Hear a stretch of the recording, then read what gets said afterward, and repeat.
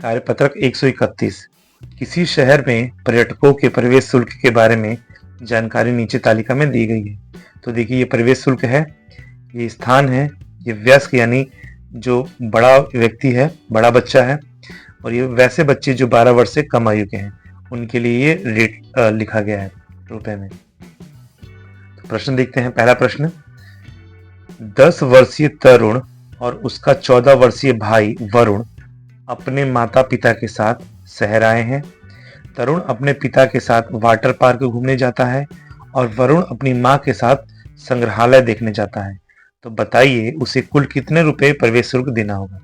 तो यहाँ पे देखिए, दो भाई हैं, एक का उम्र 12 से कम है, एक का 12 से ज्यादा है, और माता पिता के साथ जाते हैं वो। तो यहाँ पे माता पिता की उम्र जो है वो वयस्क में ही आएगी। तो देखते हैं, तरुण जाता है, तो तरुण कितने साल का है? 10 साल का। पिता के साथ जाता है, कहाँ जाता है? तो वाटर पार्क। तो तरुण जाता है वाटर पार्क, तो वाटर पार्क गया तो तरुण के पिता के साथ, तो पिता के लिए 100 और तरुण के लिए 75, यानी उनके लिए टोटल लगता है 175 रुपए। और इसके बाद वरुण अपनी माँ के साथ संग्रहालय देखने जाता है। तो वरुण कितने साल का है? तो वरुण है 14 साल का, यानी वो वयस्क में आएगा, और उसकी माँ भी वयस्क है। तो कहाँ जाते हैं वो लोग? संग्रहालय देखने जाते हैं। संग्रहालय का टिकट है वयस्क के लिए 20, तो तरुण के लिए भी वरुण के लिए भी हो गया 20, उसकी माँ के लिए भी हो गया 20, यानी टोटल उन लोग का लगा 40 रुपया। अब बोल रहा है कि तो बताइए उसे कुल कितने रुपए प्रवेश शुल्क देना होगा। तो इन दोनों को हम लोग जोड़ देंगे, तो जोड़ेंगे तो आएगा 5, 7, 4, 11 का 1 और 1, 1, 2, 215 रुपए। लेकिन देखिए यहाँ पे 215 रुपए ऑप्शन में नहीं है, यानी ऑप्शन हमारा गलत दिया हुआ है। तो इसका आंसर आएगा 215 रुपए। ये सभी ऑप्शन हमारे गलत हैं, इसका आंसर आएगा 215 रुपए। प्रश्न है, 5 वर्षीय विनय अपने पिता के साथ ऊपर दिए गए सभी स्थानों पर जाता है, उसने किस स्थान पर सबसे अधिक प्रवेश शुल्क का भुगतान किया होगा। तो देखिए, 5 वर्ष का है विनय, इसका मतलब वो बच्चा है, 12 वर्ष से कम है। तो सबसे ज्यादा बच्चे का जो टिकट है किस में लग रहा है? तो वाटर पार्क में लग रहा है। तो इसका आंसर आएगा वो वाटर पार्क। और इसी के साथ हमारा जो कार्यपत्रक 131 है वो भी कंप्लीट होता है। कार्यपत्रक 132। एक फल विक्रेता के पास अलग अलग प्रकार के फल हैं जिसका वजन किलोग्राम में नीचे सारणी के रूप में दर्शाया गया है। संतरा 12 किलो, आम 16 किलो, सेब 9 किलो, पपीता 14 किलो, अनार 19 किलो, अमरूद 23 किलो, नाशपाती 15 किलो। प्रश्न देखते हैं इसका, विक्रेता के पास कौन सा फल सबसे कम है। तो सबसे कम फल जो है वो है सेब, तो सेब इसका आंसर आ जाएगा। दूसरा है, आम और नाशपाती का कुल वजन कितना है। तो देखिए, आम का वजन है 16 और नाशपाती का वजन है 15। तो 16 और 15 को दोनों को जोड़ देंगे तो यह आ जाएगा 31 किलोग्राम। इसके बाद है, ऊपर दी गई सारणी के अनुसार सभी फलों का कुल वजन कितना है। तो देखिए, संतरा 12 किलो, आम 16 किलो, सेब 9 किलो, पपीता 14 किलो, अनार 19 किलो, अमरूद 23 किलो और नाशपाती 15 किलो। इन सभी फलों को जब हम लोग जोड़ेंगे तो इसका कुल वजन आएगा 108 किलोग्राम। इसके बाद है, दिए गए फलों के अलावा अगर 12 किलोग्राम अंगूर जोड़ दिया जाए तो फलों का कुल वजन कितना हो जाएगा। तो देखिए, पहले से हमारे पास 108 किलो था फल और 12 किलो अंगूर इसमें आ गया, तो दोनों को जब जोड़ेंगे तो टोटल हो जाएगा 120 किलो। इसके बाद है, एक गाय आकर 3 किलोग्राम संतरा और 5 किलोग्राम पपीता खा जाती है, तो बाकी सभी फलों का कुल वजन कितना रह जाएगा। तो टोटल हमारे पास था 108 किलो, इसमें से 3 किलो संतरा और 5 किलो पपीता गाय खा जाती है, यानी 5 3 8 किलो खा जाती है। तो इसको 108 में से 8 माइनस करेंगे तो आएगा 100 किलोग्राम। कार्यपत्रक 133। एक खेल के मैदान में गड्ढे को भरने के लिए 4 कारीगर काम कर रहे हैं। चारों कारीगरों के द्वारा भरी गई मिट्टी की टोकरियों की संख्या को निम्न चित्रालेख में प्रदर्शित किया गया है। यहाँ पे एक टोकरी का बराबर 6 टोकरी से है। देखिए, सबका टोकरी दिख रहा है, यहाँ पे किसी का आधा भी है। तो आइए देखते हैं इसका प्रश्न, किस कारीगर ने अधिक मिट्टी भरी है। तो यहाँ पे देखते हैं, सबसे ज्यादा किसने मिट्टी भरी है। तो अभिनव ने भरा है। कितना? 1 2 3 4 5 6, और इसको 6 से गुणा कर देंगे, यानी 36 टोकरी अभिनव ने भरी है। दूसरा प्रश्न है, अनवर ने कितनी टोकरियां भरी है।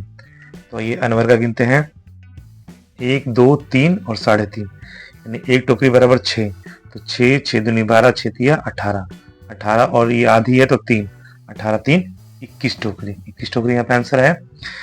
इसके बाद है किस कारीगर के द्वारा सबसे कम मिट्टी भरी गई? तो सबसे कम मिट्टी भरी है पंकज ने, 6, 6 दूनी 12, 12 3 15, 15 टोकरी भरी है। इसके बाद है पंकज की तुलना में महेंद्र ने कितने ज्यादा टोकरी मिट्टी भरी है? देखिए पंकज का तो 15 हो गया, 15 टोकरी हो गया। इसके बाद किसका पूछा है? महेंद्र का। महेंद्र का यहाँ पे कितना है? 6 12 6 तिया 18। तो महेंद्र ने कितना ज्यादा भरा है पंकज से? तो 3 टोकरी ज्यादा भरा है। इसके बाद कितने कारीगरों ने 26 टोकरियों से कम मिट्टी भरी है? तो 26 टोकरी से कम मिट्टी किसने भरी है? सिर्फ सबसे ज्यादा भरी है अभिनव ने भरी है, 26 से ज्यादा। बाकी 1 2 3 4 ने 26 से कम भरी है, तो 4 कारीगरों ने। इसके बाद है अभिनव और रीमा ने मिलकर कुल कितनी टोकरी भरी है? तो अभिनव का हो गया यहाँ पे 36 टोकरी, 36 टोकरी, और रीमा का हो गया यहाँ पे 21 टोकरी। दोनों को जोड़ेंगे तो यह आ जाएगा 57 टोकरी। कार्यपत्रक 134। एक कंप्यूटर खेल में खिलाड़ियों को एक निश्चित अंकों के लिए स्टार प्राप्त होता है। दीपक, मुकेश, साहिल द्वारा प्राप्त स्टार इस प्रकार है। दीपक को 4 स्टार, मुकेश को 6 स्टार और साहिल को 3 स्टार। अब यहाँ पे देखिए, अगर दीपक को 24 अंक मिले हैं तो मुकेश को कुल कितने अंक मिले हैं? तो देखिए, जब दीपक को 24 अंक मिले हैं तो इसका स्टार कितना है? 4। तो 24 अंक कैसे मिले? तो इसके लिए हम लोग क्या करेंगे? 24 में 4 का भाग देंगे। तो इसका मतलब कि 1 स्टार का मतलब कितना हुआ? 6 हुआ। 1 स्टार का मतलब 6। तो अगर दीपक को 24 मिले तो मुकेश को कितने मिलेंगे? तो उसी हिसाब से हम लोग जोड़ देंगे। 1 2 3 4 5 6, 6 ये स्टार और 1 स्टार का मतलब 6। तो 6 को 6 से गुना करेंगे तो आएगा 36। इसके बाद इसी खेल में साहिल को कितने अंक मिले? तो साहिल के पास स्टार है 1 2 3 और इसको 6 से गुना करेंगे तो 6 तिया होता है 18। ये हमारा आंसर होगा। इसके बाद है एक पुस्तक की दुकान में 8 स्टाफ द्वारा बेची गई पुस्तकों की संख्या नीचे दी गई है। हम लोग देख लेते हैं। ये स्टाफ है और इन्होंने इतनी इतनी पुस्तकें बेची हैं। तो प्रश्न है, उन सभी ने कुल कितनी पुस्तकें बेची हैं? तो क्या करना है? इन सभी को हमको जोड़ देना है। तो जब जोड़ेंगे तो ये कुल पुस्तकों की संख्या आएगी 320। अब है, मोहन और राकेश दोनों ने मिलकर भूषण से कितनी ज्यादा पुस्तकें बेची हैं? तो देखिए, मोहन ने बेची है 38 और राकेश ने बेची है 40। इन्होंने कुल मिलाकर भूषण से कितना ज्यादा बेचा है? तो इन दोनों का तो हो गया 78 78 और भूषण के पास है 38। भूषण ने बेचा है 38। तो 78 में से हम लोग क्या करेंगे? 38 को माइनस कर देंगे तो ये आएगा हमारा 40 आंसर। कार्यपत्रक 135। नीचे दिए गए स्तंभ आलेख को देखिए। यह आलेख प्राथमिक स्कूल के बच्चों की संख्या कक्षावार दर्शाता है। इस पर आधारित निम्न प्रश्नों के उत्तर दीजिए। तो देखिए, ये है एक स्तंभ आलेख। इधर है छात्रों की संख्या और इधर है कक्षाएं। तो विद्यालय में कुल कितने छात्र हैं? तो सबको हम लोग जोड़ लेंगे। 60 45 75 60 और 15। जब सभी को जोड़ेंगे तो ये आएगा 225। कक्षा 2 एवं कक्षा 5 में छात्रों की कुल संख्या कितनी है? तो कक्षा 2 में कुल संख्या है 45 और कक्षा 5 में है 15। तो दोनों को जोड़ेंगे तो आएगा ये 60। इसके बाद है, ऐसी कौन सी कक्षाएं हैं जिनमें छात्रों की संख्या समान है? तो यहाँ पे देखिए, 2 कक्षाएं हैं जिनमें समान संख्या है 60 और 60, यानी कक्षा पहली और कक्षा चौथी। पहली और चौथी। छात्रों की संख्या के आधार पर कक्षाओं में छात्रों की संख्याओं को बढ़ते क्रम में व्यवस्थित कीजिए। तो देखिए, हमको बढ़ते क्रम लिखना है, यानी छोटे से बड़ा जाना है। तो 15 45 60, यहाँ पे 2 60 है लेकिन हम लोग आरोही क्रम लिख रहे हैं तो यहाँ पे एक ही लिखेंगे। और यहाँ पे अगला है 75। 15 45 60 और 75 बढ़ते क्रम में। कार्यपत्रक 136। नीचे दिए गए स्तंभ आलेख को समझिए। यहाँ एक दुकान में अलग अलग दिनों में बेची गई कमीजों की संख्या को दर्शाया गया है। तो देखिए, यहाँ पे दिन है और यहाँ पे बेची गई कमीजों की संख्या है। ये संख्या है और ये दिन है। अब प्रश्न देखते हैं। तो प्रश्न देखते हैं, बुधवार को कुल कितनी कमीजें बेची गई? तो बुधवार का दिन देखते हैं हम लोग। तो बुधवार को कुल 40 कमीजें बेची गई। 40 कमीज बेची गई। किस दिन मात्र 25 कमीजें बिकी हैं? 25 कमीजें किस दिन बिकी हैं? यहाँ पे देखिए 25 कमीजें बिकी तो शनिवार के दिन। शनिवार के दिन ये जो है कुल 25 कमीजें बेची गई।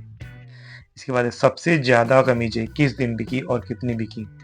तो सबसे ज्यादा जो कमीजें बिकी हैं वो बिकी हैं गुरुवार को। कितनी बिकी हैं? तो 70 बिकी है। इसके बाद है सोमवार और शुक्रवार को मिलाकर कुल कितनी कमीजें बिकी? तो सोमवार को 55 कमीज बिकी और शुक्रवार को 20, यानी दोनों को जोड़ेंगे तो टोटल बिकी है कमीजें 75। इसके बाद है कौन से दो लगातार दिनों को मिलाकर कुल 75 कमीजें बिकी?